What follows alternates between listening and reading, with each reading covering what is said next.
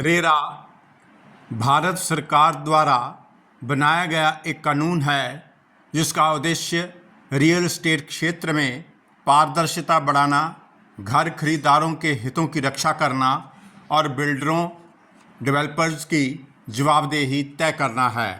हर राज्य का अपना रेरा प्राधिकरण होता है।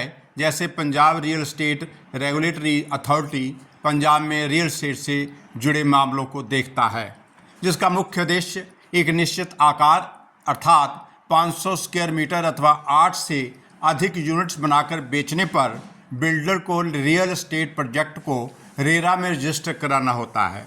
परंतु देखने में आया है कि इस नियम को लागू हुए 10 वर्ष हो चुके हैं, परंतु रेरा के आंकड़े बताते हैं कि पंजाब के कुछ जिलों में पंजीकरण ना के बराबर हुआ है। उदाहरण स्वरूप पठानकोट में 1, नवांशहर में 5, कपूरथला में 1, फिरोजपुर में 3, मोगा में 7, रोपड़ में 9 तथा मलेरकोटला में 1 भी पंजीकरण नहीं हुआ है। ये कैसे संभव है कि इन जिलों में 10 वर्षों में रियल एस्टेट का कोई भी काम न हुआ हो? इसके लिए जिम्मेदार कौन है? रेरा एक्ट की धारा 3 में ये उपबंध है कि कोई भी बिल्डर प्रमोटर किसी परियोजना का विज्ञापन, बुकिंग, बिक्री या खरीद के लिए आमंत्रण नहीं दे सकता जब तक परियोजना रेरा में पंजीकृत ना हो।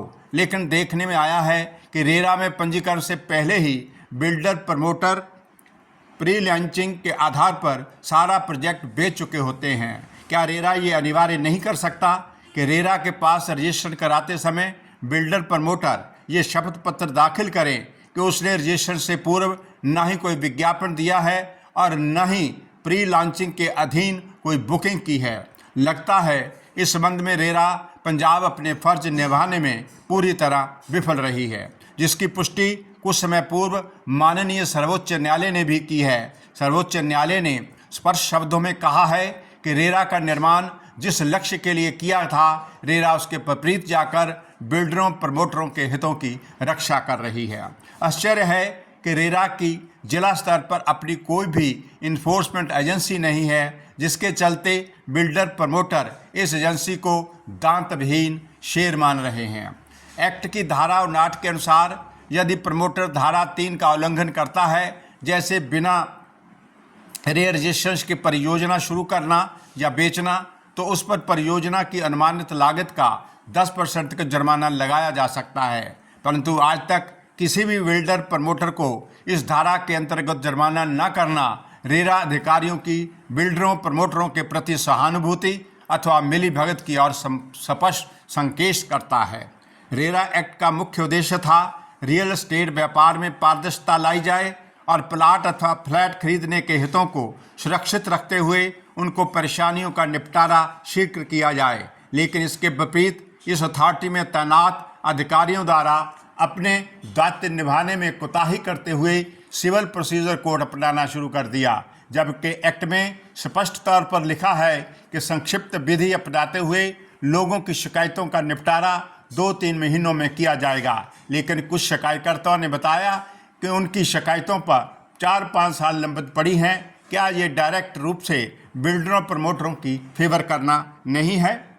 रेरा अपील ट्रिब्यूनल वह प्राधिकरण है यहाँ रेरा के आदेशों के खिलाफ अपील की जाती है। यदि किसी व्यक्ति, खरीदार, बिल्डर या प्रमोटर को राज्य के रेरा प्राधिकरण के निर्णय से असहमति हो तो वह अपीलीय ट्रिब्यूनल में जा सकता है। परंतु पिछले 2 वर्षों से इसके चेयरमैन की नियुक्ति नहीं हुई तथा एक सदस्य को सेवानिवृत्त हुए 1 वर्ष से अधिक समय हो चुका है। रेरा अपीलीय ट्रिब्यूनल का मात्र 1 सदस्य ही सेवारत है, जो कोरम पूरा न होने के कारण कोई भी निर्णय लेने में असमर्थ है, जो रेरा की कार्यप्रणाली पर बड़ा प्रश्न चिन्ह खड़ा करता है। रेरा एक्ट की धारा 9 के अनुसार रियल एस्टेट एजेंट के पंजीकरण से है।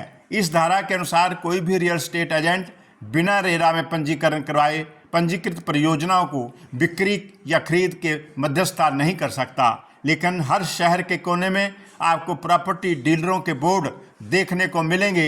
लेकिन अगर आप रेरा की वेबसाइट पर जाकर देखते हैं तो पता चलता है कि पूरे पंजाब में केवल 4180 एजेंट ने ही रेरा के पास पंजीकरण करवाया है।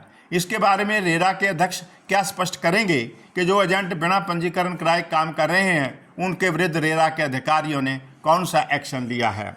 रेरा एक्ट लाने का उद्देश्य रियल एस्टेट क्षेत्र में पारदर्शिता, जवाबदेही और खरीदारों के हितों की सुरक्षा सुनिश्चित करना था, लेकिन इस अथॉरिटी को चलाने के लिए सेवानिवृत्त अधिकारियों को ही लगाया गया है।